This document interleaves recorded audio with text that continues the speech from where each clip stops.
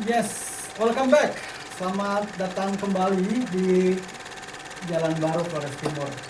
Surya Paloh, non Surya Paloh itu juga bagian dari yang menjadi apa namanya?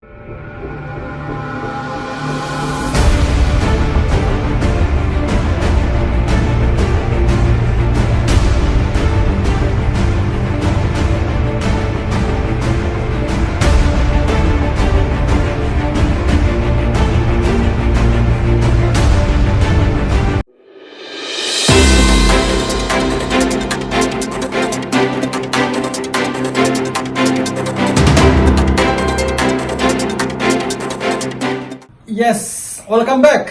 Selamat datang kembali di Jalan Baru Flores Timur. Ya, tokoh-tokoh hebat yang ada di Flores Timur, anak-anak muda yang kreatif dan inovatif, lalu kemudian masyarakat, kemudian tokoh-tokoh adat, tokoh-tokoh agama, tokoh-tokoh budaya. Ayo kita belajar bersama dan saya ingin menghantarkan utuh apa yang kemudian kita pikirkan, apa yang kita harapkan ini kita persembahkan untuk Flores Timur. Flores Timur bukan punya satu orang, bukan punya dua orang, bukan punya satu suku, bukan punya satu pulau, tapi Flores Timur punya kita semua. Sekali lagi, kita punya kewajiban yang mendesak begitu ya. Kita punya kewajiban untuk kemudian mendorong perbaikan Flores Timur. Semua orang, simpul-simpul kekuatan yang ada di Flores Timur, ayo bergerak bersama. Oke, still with me, masih bersama saya. Ini saya tetap berada di kelas Jalan Baru Flores Timur. Kita ingin mencari alternatif yang lebih wise, yang lebih baik, yang lebih objektif untuk kemudian menuju bagaimana Flores Timur itu lebih baik ke depan begitu ya. Ini ada tema yang sudah tertulis di papan tulis ini, sebenarnya tema part by part begitu ya. Ada serialnya. Jika Anda telah menonton video-video sebelumnya, maka Anda akan juga mengikuti begitu ya dari apa yang kita sebut dengan kelas public speaking. Ini kelas kita tentang kelas public speaking begitu ya. Kelas public speaking.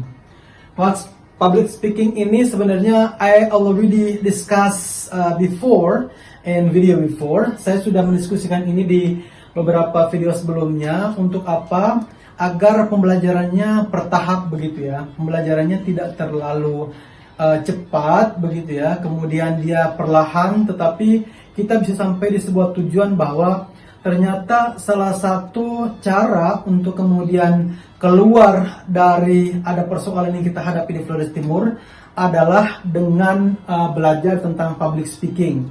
Karena salah satu hal penting dalam konten public speaking itu adalah mengeksplorasi apa yang kemudian kita miliki untuk kita persembahkan kepada orang lain, kita sampaikan kepada orang lain.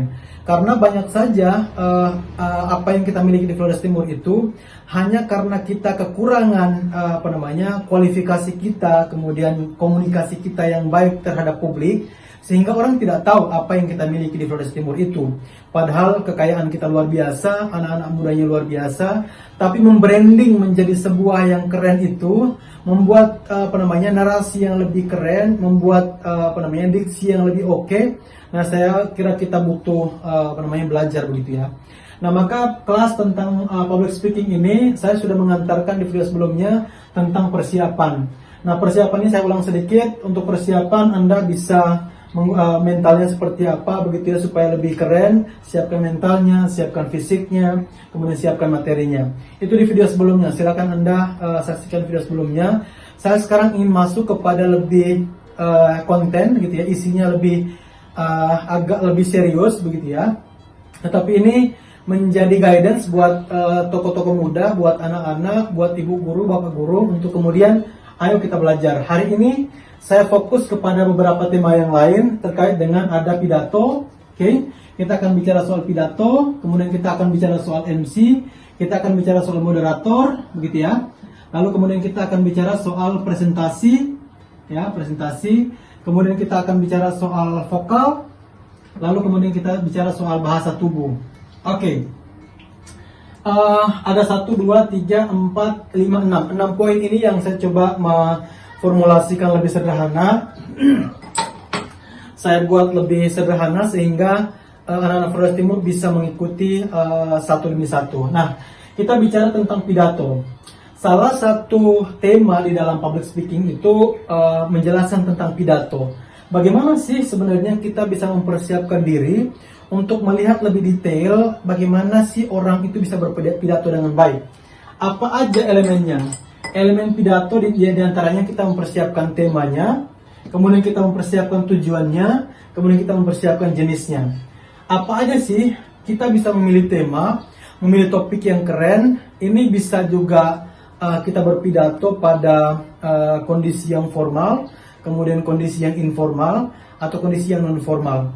Sekali lagi, ketika orang berpidato itu pengennya ketika openingnya oke, kemudian ketika kontennya juga oke, kemudian ketika concluding juga oke, begitu ya. Itu orang berpidato yang keren.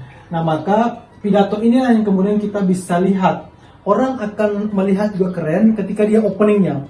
Dia pembukaannya dengan salamnya yang oke, kemudian dengan pantun yang oke, mungkin dengan visualisasi juga yang oke, kemudian juga menyampaikan ucapan terima kasih kepada audiens juga oke. Itu memberikan dampak positif sehingga audiens itu bisa kita ajak menjadi kekuatan energi buat kita dalam proses menguatkan pidato kita.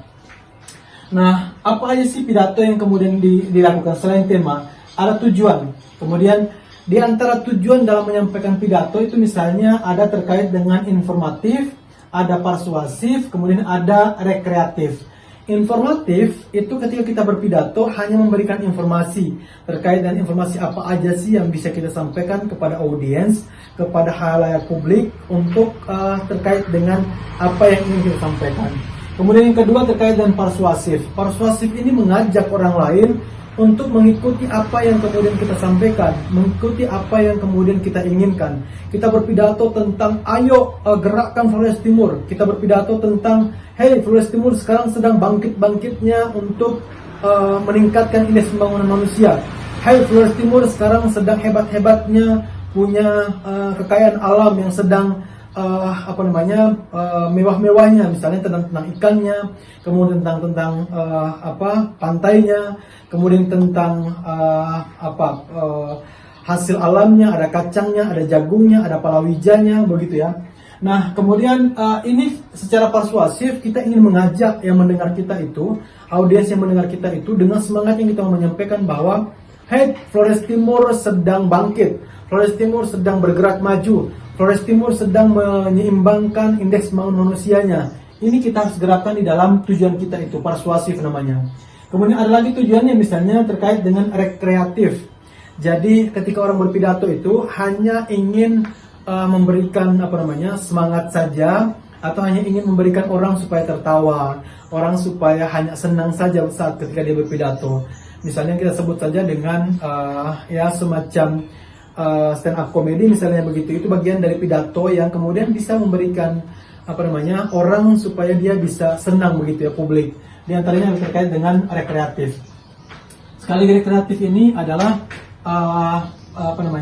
bagian dari pidato yang kemudian memberikan semangat kepada orang, memberikan keterangan kepada orang supaya mereka senang begitu ya terkait dengan apa yang dia mau sampaikan. Nah, topik berikutnya terkait dengan public speaking, saya ingin fokus kepada kita bicara soal Master of Chairman. What is Master of Chairman? Apa sih sebenarnya Master of Chairman? Master of Chairman atau kita sebut dengan pembawa acara kalau di tempat kita begitu ya. Pembawa acara itu sesungguhnya dialah penguasa acara, gitu ya. Sekali lagi pembawa acara adalah penguasa acara. Sekali lagi saya ulangi, topik tentang public speaking sudah ada bagian-bagiannya. Ada di persiapan public speaking, kemudian public speaking masuk ke pidato, saya sudah jelaskan tadi soal pidato, lalu kemudian kita masuk lagi tentang Master of Chairman. Nah, Master of Chairman atau pembawa acara juga sebenarnya fungsi yang luar biasa. Bagi orang yang sebagai pembawa acara itu kalau dia matang begitu ya, acara sesederhana apapun, dia bisa mengolahnya menjadi lebih keren. Dan saya memimpikan bahwa suatu saat nanti Master of Chairman yang ada di Indonesia begitu ya, di Jakarta atau di kantor kepresidenannya itu lahir dari Flores Timur. Itu luar biasa. Tepuk tangan buat Anda yang akan mengimajinasikan itu, memimpikan menjadi Master of Chairman di kantor presiden. Ya, kita yang menjadi aktor-aktor mendorong perubahan itu. Apa aja sih yang dipersiapkan sebagai Master of Chairman? Yang harus dipersiapkan adalah misalnya melihat yang disebut dengan Master of Chairman, apa-apa aja sih kegiatannya. Di antaranya misalnya kegiatan formal. Di setiap kegiatan bisa jadi kegiatan yang dilakukan itu kegiatannya formal, bisa jadi gitu ya. Kemudian ada semi formal, kemudian ada non formal. Jadi Anda ketika diminta menjadi MC gitu ya, lihat kegiatannya. Apakah kegiatannya itu ada kegiatan formal? Misalnya formal terkait dengan kegiatan kenegaraan begitu ya, atau kegiatan yang ada di kantor Bupati Flores Timur misalnya begitu. Maka yang kita lakukan harus formal, entah berpakaian yang formal juga, lalu kemudian menggunakan ikonik kebudayaan bisa juga, atau yang paling penting adalah Anda persiapkan materi-materi yang memang formal. Tidak ada joke di sana begitu ya, kemudian tidak ada hal-hal yang amburadul di sana, tapi kita harus mempersiapkan secara formal karena dia sudah ada susunannya, termasuk misalnya teksnya juga mungkin sudah ada teksnya, sudah dipersiapkan, kemudian poin 1, poin 2 sampai poin penutup sudah dituliskan. Nah, bisa jadi ini bagian-bagian yang kemudian Anda harus tahu. Yang kedua misalnya dia dari bagian dari semi formal. Misalnya semi formal bisa jadi Anda diminta untuk mengisi sebagai MC atau Master of Chairman di sebuah kegiatan keagamaan misalnya begitu.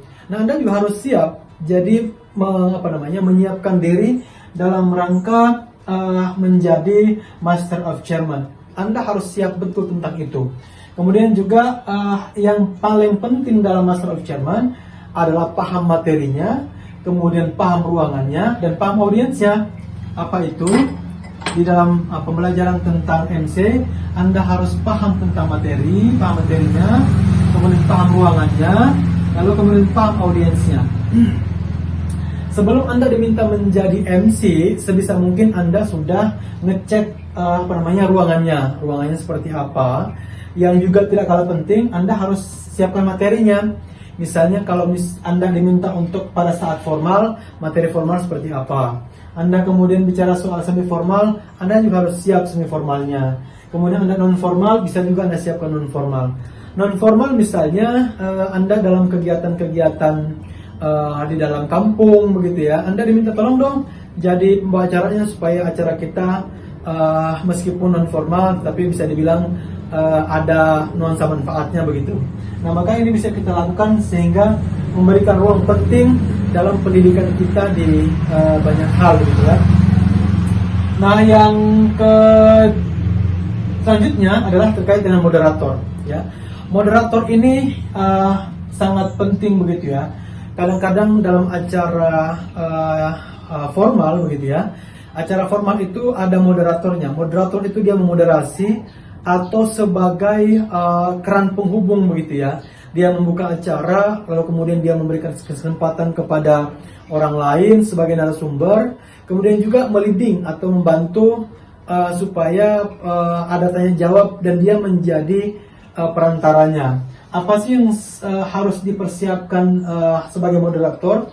Sesungguhnya moderator itu bertanggung jawab. Dia ketika acara itu baik, ya tergantung moderatornya. Acara bahkan sangat keren karena moderatornya juga bisa membawa narasumbernya, kemudian audiensnya menjadi lebih fleksibel dan lebih keren. Bahkan bisa jadi acaranya meskipun narasumbernya keren, tapi kemudian moderatornya tidak keren, juga menjadi tidak keren. Maka moderator juga sebagai penentu dalam rangka untuk memberikan penguatan dalam sebuah acara. Nah, ini juga bagian-bagian yang kemudian penting. Sekali lagi, persiapkan diri Anda lebih baik. Saya akan membantu begitu ya tokoh-tokoh muda yang ada di Flores Timur dimanapun Anda berada. Kemudian kita akan membentukkan simpul-simpul di setiap desa atau dusun atau bahkan kampung-kampung saja. Kita buat anak-anak yang mau belajar tentang public speaking perlahan. Lalu kemudian kita bisa meliding mereka satu demi satu untuk bisa belajar bagaimana menjadi berpidato, kemudian bagaimana menjadi MC, kemudian bagaimana menjadi moderator. Sebenarnya untuk menjadi MC ini pun saya sudah melatih beberapa anak yang ada di Adonara yang sudah bisa belajar menjadi MC yang bisa dibilang standarnya standar kelas regional, sudah bagus begitu ya. Dia bisa tampil di provinsi. Bahkan saya berkeyakinan dengan kita meliding dia pelan-pelan, memberikan arahan dia pelan-pelan, memberikan guide dia secara perlahan, kemudian mengevaluasi di mana titik kekuatannya, titik kelemahannya, kemudian memberikan kesempatan dia untuk kemudian drill. Oke, silakan terjun, kemudian silakan lakukan. Dan saya ini sebagian dari pengalaman true story, bahwa apa yang saya lakukan untuk kemudian mendorong anak-anak menjadi MC itu sukses di sebuah kegiatan. Maka saya berkeyakinan bahwa sebenarnya kalau bahasa saya bahwa anak Flores Timur itu anak-anak yang keren, itu tidak hanya ungkapan belaka begitu ya, tapi saya sudah membuktikan. Karena itu maka saya menyiapkan waktu yang cukup, kemudian potensi yang saya miliki, ingin mendedikasikan kepada Flores Timur. Maka setiap kita, kemudian anak Flores Timur, ambillah kesempatan ini, ayo kita bentuk komunitas, kemudian kita bentuk kelompok-kelompok progresif, kelompok-kelompok militan, kemudian anak-anak yang hebat itu kita bisa arahkan menjadi anak-anak yang membanggakan, untuk kemudian sekali lagi intinya menghantarkan Flores Timur menjadi kabupaten yang membanggakan. Tidak untuk orang lain, bahwa kemudian kekuatan itu dilakukan oleh anak-anak, tapi kepentingannya tidak hanya untuk dirinya sendiri. Kenapa ini saya lakukan? Saya berkeinginan bahwa apa yang saya dapatkan, saya berpendidikan, kemudian saya dapatkan pengetahuan, saya baca, saya berpengalaman, saya melakukan ini, saya ingin menuangkan semua ini kepada Flores Timur yang ingin mau bangkit begitu ya. Karena kita melihat betul bahwa Flores Timur punya kesempatan, Flores Timur punya daya yang bisa kita upayakan begitu. Nah, selanjutnya kita bicara soal presentasi. Apa sih poin-poin presentasi yang kemudian menjadi penting? Presentasi secara sederhana itu orang sebut dengan to sell, to explain, sama to motivate. Ada tiga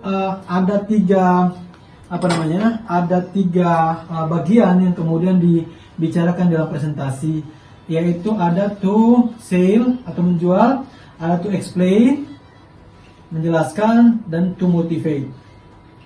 Oke, saya bicarakan dulu tentang to sell. Yang namanya kita berpresentasi itu bisa jadi kita jual sesuatu. Saya ingin contohkan begini. Dalam tanda kutip, kita ingin menjual Flores Timur itu supaya orang paham betul bahwa Flores Timur itu bukan kabupaten main-main begitu ya, bukan kabupaten sederhana. Tapi Flores Timur itu punya sumber daya yang oke begitu, baik sumber daya manusianya maupun sumber daya alamnya. Persoalannya mau nggak sih kita mau mendorong ini menjadi lebih baik. Nah, tergantung kita mempresentasikan. Bisa nggak sih kita mempresentasikan kepada negara bahwa Flores Timur itu punya A, B, C, D. Flores Timur itu punya pantai yang keren. Flores Timur itu punya pulau yang bisa didesain menjadi tempat pariwisata yang oke. Flores Timur itu punya anak muda yang daya tafnya keren. Flores Timur itu punya ibu-ibu penjual yang setiap hari jual di pasar. Itu kan mereka melakukan dengan semangat yang luar biasa. Kenapa ini tidak diamplifikasi begitu ya, tidak digerakkan secara besar supaya orang tahu betul bagaimana kemudian kita bisa menjelaskan Flores Timur secara lebih baik kepada publik. Yang kedua adalah to explain. Kita jelaskan bahwa Flores Timur itu secara kenegaraan dia posisinya seperti ini. Flores Timur misalnya anggaran pendapatan belanja daerahnya seperti ini APBD-nya. Kemudian distribusi PNS-nya seperti ini. Kemudian pekerja yang ada di Flores Timur misalnya tenaga honorernya sekitar 3.000 lebih 800 misalnya begitu. Nah, tenaga-tenaga kerja ini semua juga bisa mendorong bagaimana supaya menyampaikan kepada publik bahwa Flores Timur itu sesungguhnya punya hal yang luar biasa. Kita jelaskan supaya orang paham. Kadang-kadang memang sesuatu yang tidak terjelaskan kepada publik membuat orang menganggap biasa aja.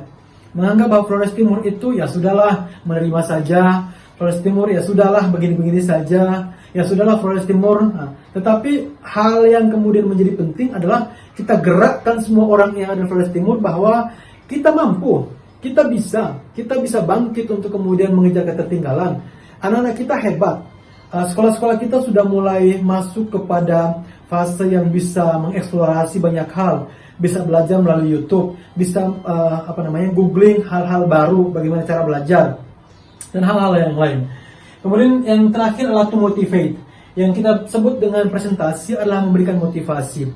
Satu hal penting yang saya lakukan hari ini dan video-video sebelumnya terkait dengan banyak hal. Saya bicara soal indeks pembangunan manusia, saya bicara soal bagaimana kerangka besar Flores Timur, saya bicara bagaimana visi besar Flores Timur ke depan, kemudian 10 tahun ke depan, 20 tahun ke depan, 30 tahun ke depan Flores Timur, overview-nya seperti apa begitu ya. Flores Timur itu akan seperti apa, grand design-nya Flores Timur itu seperti apa.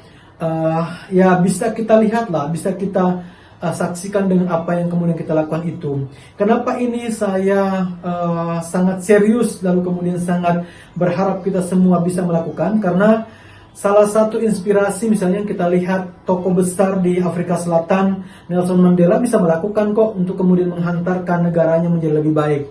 Misalnya juga di Kabupaten Bojonegoro, Kang Yoto misalnya juga menghantarkan kabupatennya menjadi kabupaten yang lebih keren. Maka saya berkeyakinan bahwa tidak ada yang tidak bisa. Selama kita bisa mengurai satu demi satu, tahap demi tahap, Flores Timur akan lebih baik. Maka meskipun topiknya tentang public speaking, saya ingin mengajak kita semua, mengajak pemirsa, mengajak tokoh-tokoh muda, ayo mencoba untuk melihat secara lebih jauh, kemudian bergerak lebih luas lagi, ekspansi gerakan kita untuk kemudian bisa menghantarkan Flores Timur secara lebih baik. Meskipun sekarang kita lihat bahwa Flores Timur sudah secara mandiri menggerakkan di setiap kampung, di setiap desa, entah dengan anggaran dana desa, entah anggaran pribadi, entah anggaran keluarga, tetapi itu bagian-bagian yang kemudian sudah berjalan. Ya kita harus menggerakkan dari sisi yang lain untuk melihat dan menghantarkan Flores Timur secara lebih baik. Nah, yang lain terkait dengan persiapan public speaking diantaranya adalah vokal, kemudian bahasa tubuh.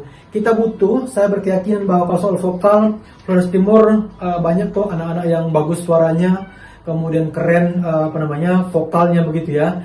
Dan ini menjadi modal yang luar biasa bagi kita yang ingin mau menjadi public speaker yang keren. Tentu modal yang utama adalah suara atau vokal. Maka ya saya berkeyakinan Flores Timur vokalnya luar biasa. Sebut saja misalnya ketika dia bernyanyi, ketika dia mengeluarkan bahasanya begitu ya, vokalnya keren kok, tinggal dilatih saja, kemudian tinggal dipersiapkan saja sehingga menjadi terbiasa. Rehearsal namanya, kita harus mengulang lagi. Nah, bahasa tubuh juga begitu. Kadang-kadang kita hanya mengatakan hate, kemudian mengangkat tangan, atau melihat, atau menatap saja. Ketika kita menyampaikan kepada orang-orang VIP, kita bisa mengatakan dengan menundukkan kepala, atau kemudian mengatakan begini. Itu bagian-bagian yang penting di dalam melakukan public speaking. Kadang-kadang kita mengangkat tangan untuk mengatakan semangat, kadang-kadang kita mengatakan begini supaya kita bisa seperti Soekarno misalnya begitu ya. Atau hal-hal lain yang kemudian menguatkan kita dalam proses pembelajaran public speaking. Ini sebagai penghantar saja di public speaking ini, tetapi nanti secara kurikulum kita akan coba eksplorasi lebih detail sehingga anak-anak kita di sekolah, kemudian di kampung bisa mengikuti perlahan dan pelan-pelan sehingga apa yang menjadi misi besar kita menghantarkan Flores Timur lebih baik itu bisa terwujud. Saya optimis. Kemudian saya berkeyakinan bahwa apa yang kita gerakkan sekarang itu akan terbukti nanti. Lantas saja dulu, gerak saja dulu, bahwa kemudian apa yang kita lakukan ini utuh kita persembahkan untuk Flores Timur. Saya kira itu yang menjadi pengantar dalam video ini. Tetap semangat, you are good gitu ya, Anda keren, kemudian hebat. Kita hantarkan Flores Timur bersama-sama. Kemudian bergenggaman tangan, gitu ya, berpegangan tangan untuk menghantarkan Flores Timur menjadi kabupaten yang membanggakan. Terus bersama saya, kita akan belajar di Jalan Baru Flores Timur di video selanjutnya.